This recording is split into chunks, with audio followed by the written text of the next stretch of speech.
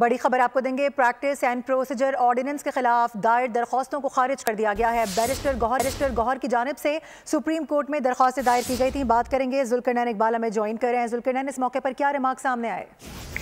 देखिए, supreme court में जब ये समाअत हुई तो आईनी बेंच की जानिब से कहा गया कि क्या अब ये कोई इसमें इशू बचा है इस केस में।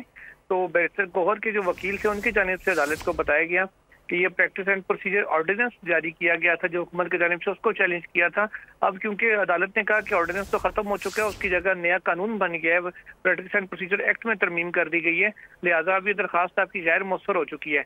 इस पर उनकी जानिब से सदा की गई कि जो फैसला ऑर्डिनेंस के तहत कायम कमेटी ने किया था अदालत उसको कलअदम करार दे दे, जिस पर उन्होंने कहा, अदालत की जानिब से ये कहा गया कि जो पास एंड क्लोज ट्रांजैक्शन वो हो चुकी है, ऑर्डिनेंस क्योंकि खत्म हो चुका है, इसलिए उसके हवाले से कोई आपको रिलीफ नहीं दिया जा सकता।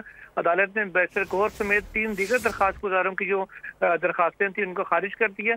और प्रैक्टिस एंड प्रोसीजर ऑर्डिनेंस जो था, क्योंकि अब वो कानून बन चुका है, तरमीम हो चुकी है एक्ट के अंदर ही, लिहाजा उन्होंने कहा कि अब उस कमेटी का कोई वजूद नहीं है जिस कमेटी के फैसले अब कलअदम करार दिलवाना चाह रहे हैं। इसी ऑब्जर्वेशन के साथ अदालत ने चारों दरखास्तें खारिज कर दी। सही है, ठीक है। जुल्करनैन अपडेट कर रहे थे, बहुत शुक्रिया आपका।